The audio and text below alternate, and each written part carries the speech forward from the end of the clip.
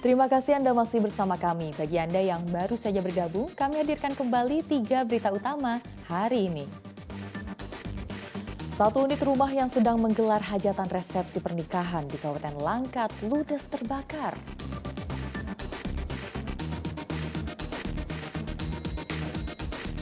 Rumah 2 lantai yang berada di pinggir Sungai Batang Serangan di Kabupaten Langkat ambruk akibat terjadi abrasi.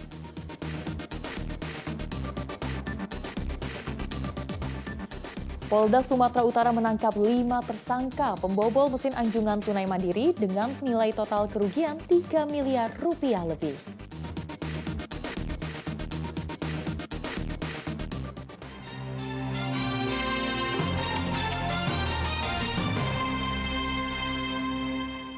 Kita ke informasi selanjutnya.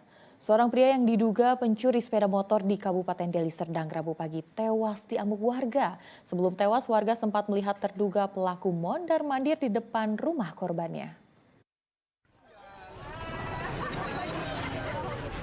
Pria yang belum diketahui identitasnya ini diduga mencuri sepeda motor milik warga di Dusun 2, Desa Sugiharjo, Kecamatan Batangkuis, Kabupaten Deli Serdang.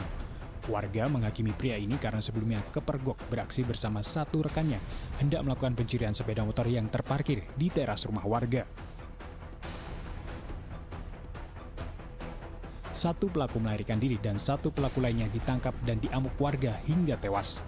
Sebelum melakukan pencurian, pelaku sempat mondar-mandir di depan rumah korban. Jadi dia kawan anak bekerja kan gitu, jadi kesana dia, habis kesana saya masuk. Saya belum masuk, belum lama dia rupanya balik yang satu. Kawannya balik ke sana, yang belakang ini jalan dia mungkin kan. Jadi dia itu rupanya di belakang tahu dia bawa kereta, tidak akan maling-maling. Menurut informasi dari korban, beliau itu berdua. Jadi setelah itu satu turun, satu pergi dengan sepeda motornya, tinggallah satu ketahuan. Dikejar-kejar, lalu dilaksanakan orang. Untuk mengamankan lokasi kejadian, polisi langsung memasang garis polisi. Hingga berita ini dibuat, polisi belum bersedia memberikan identitas terduga pelaku curanmor yang jasadnya dibawa ke Rumah Sakit Bayangkara Medan. Muhammad Hamdani melaporkan dari Kabupaten Deli Serdang. Masih terkait kasus pencurian, kali ini korbannya merupakan satpam yang tengah mengecek pintu pertokoan. Kawanan maling motor ini menyasar di komplek pertokoan Jalan Sekip, Kecamatan Medan Baru, Kota Medan. Rekaman kamera pengawas memperlihatkan 2 pelaku mendekat ke sepeda motor milik korban yang tengah terparkir di depan ruko. Saat kejadian, korban tengah mengecek barang untuk menutup pintu ruko bersama seorang pekerja. Memanfaatkan kondisi lengang dan cuaca hujan, hanya dalam hitungan menit, kedua pelaku membawa kabur sepeda motor milik korban. Pencurian di wilayah Medan Baru meresahkan warga. Selain petugas satpam, beberapa pekerja dan pelanggan telah beberapa kali menjadi korban pencurian motor dan helm. Selain rawan kemalingan, kawasan ini kerap menjadi langganan pungli dan premanisme.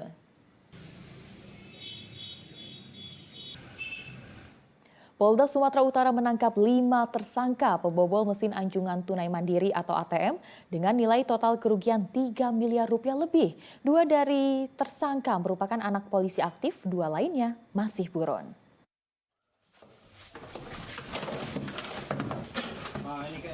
Penangkapan satu persatu tersangka dimulai sejak akhir Juni lalu. Kawanan ini membobol mesin ATM di Kecamatan Siborong-Borong, Tapanuli Utara. Kemudian jejak kasusnya membobol ATM di Kabupaten Batubara pada pertengahan Juli.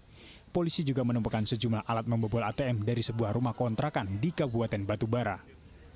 Kelima tersangka yang tergabung dalam kawanan ini merupakan residivis kasus pencurian, penadahan, narkoba, dan undang-undang darurat.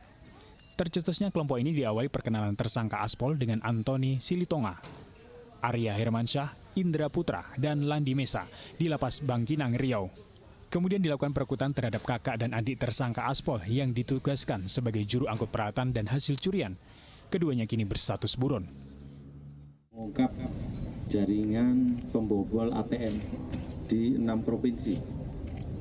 Ada 15 TKP yang dilakukan oleh pelaku ini dengan modus membobol dengan merusak, membongkar, dan mengambil uangnya.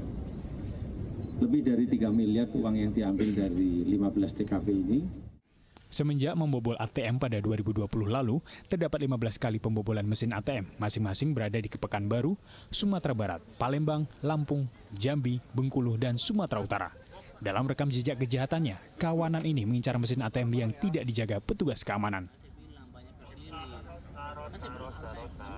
Tuti Alawiyah Lubis melaporkan dari Kota Medan. Komisi Pemberantasan Korupsi atau KPK tidak hadir dalam sidang perdana gugatan mantan Wali Kota Siantar terkait dugaan perbuatan melawan hukum. Mantan Wali Kota Siantar periode 2005-2010 Robert Edison Siahaan menggugat KPK yang dianggap telah menyita atau perampasan melawan hukum atas tanah dan rumah. Sidang gugatan mantan Wali Kota Siantar periode 2005-2010 R.E. Siahaan kepada 4 tergugat dipimpin oleh Majelis Hakim Reni Ambarita berlangsung di Pengadilan Negeri Pematang Siantar pada Rabu lalu. Dalam persidangan, Ketua Majelis Hakim telah melayangkan panggilan kepada pimpinan KPK di Jakarta dan telah diterima pihak KPK 24 Juli 2023. Namun sidang yang telah dijadwalkan tidak dihadiri oleh pihak KPK maupun pihak dari PPN. Sementara kuasa hukum dari Kantor Pelayanan Kekayaan Negara dan Lelang telah hadir di ruang sidang. Sidang terpaksa ditunda bulan depan karena ketidakhadiran dari ketiga tergugat yakni KPK, BPN, dan pemenang lelang. Baik, sepanjang tadi kita konfirmasi kepada Majelis Hakim, kalau dari pihak KPK-nya, pihak BPN-nya, dan pihak almarhum dari Estron tadi, kalau pemberitahuan ke pengadilan tidak ada. Yang jelas kalau dari pengadilan secara hukum acara sudah kita sampaikan dengan tengah waktu yang sesuai dengan hukum acara dan sudah diterima oleh pihak-pihak yang bersangkutan kecuali tadi yang ahli waris almarhum itu karena alamat yang disampaikan dalam gugatan tidak sesuai atau tidak ditemukan. Makanya tadi ada. Kuasa hukum R.E. Siahaan mengatakan KPK disebut melawan hukum sebagai pihak yang merampas dan menyita sebuah objek tanah dan bangunan milik R.E. Siahaan. Perbuatan melawan hukum yang diduga dilakukan oleh 4 pihak. Pihak pertama KPK RI, pihak kedua Kementerian Keuangan, pihak ketiga Kementerian Pertanahan, dan pihak keempat Estron Samosir selaku pembeli. Dalam sidang kali ini tampak dipenuhi oleh warga dan awak media. Namun KPK tidak hadir tanpa pemberitahuan. Dalam persidangan ini KPK digugat 45 miliar rupiah. Yana Asmara melaporkan dari Kota Pematang Siantar.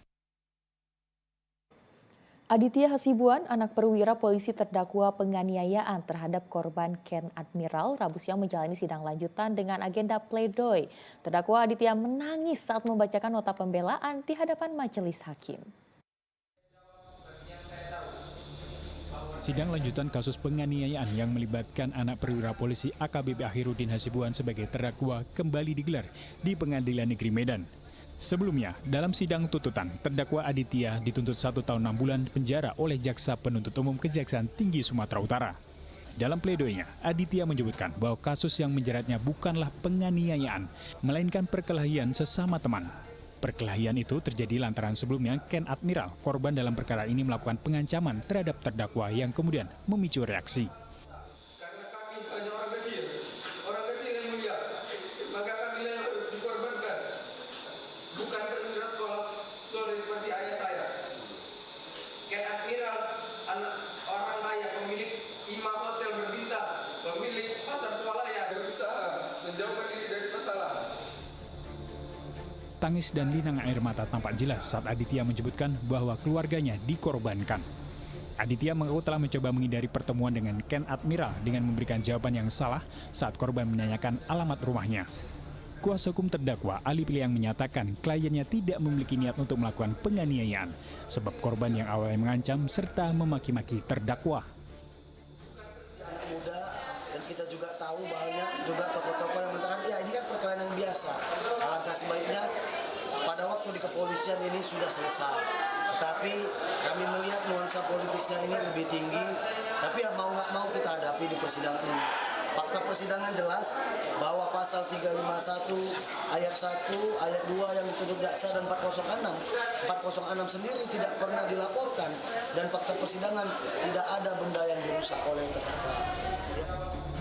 Jaksa Penuntut Umum Rahmi Safrina menyatakan akan melakukan replik atau pledoi dari terdakwa. Kasus yang menjerat keluarga perwira polisi AKBP Akhirudin Hasibuan terjadi pada Desember 2022 lalu. Namun rekaman video terdakwa memukul korban di depan rumahnya sembari disaksikan ayahnya beredar di media sosial pada akhir April lalu. Tuti Alawiyah Lubis melaporkan dari Kota Medan. Lahir tepat di hari ulang tahun SCTV, pasangan suami istri di Kabupaten Deli Serdang dapat hadiah tambahan. Selain dikaruniai anak yang sehat, orang tua juga mendapatkan bingkisan dan uang tunai hadiah dari SCTV. Kebahagiaan hadir dari pasangan Rudi Hartono dan Sari Agustina atas kelahiran putri ketiga mereka yang diberi nama Siti Nurul Citra di Klinik Bidan Jalan Medan Batangkuis, Kecamatan Percut Seituan, Kabupaten Deli Serdang pada Kamis pagi 24 Agustus 2023. Bayi lahir dengan berat 3,3 kg dan panjang 50 cm. Kebahagiaan bertambah saat tim SCTV memberikan kejutan baby born ulang tahun SCTV yang ke-33 tahun berupa aneka kelengkapan bayi dan uang tunai sebesar 5 juta rupiah. Lancar. Ada kendala? Nggak ada. Ya, seneng aja gitu, terharu. Nggak pernah dapat gitu, nggak disangka-sangka. Informasi tersebut mengakhiri berita Medan hari ini. Saya Tia Anissa, berterima kasih atas perhatian dan kebersamaan Anda. Selamat beraktivitas dan sampai jumpa.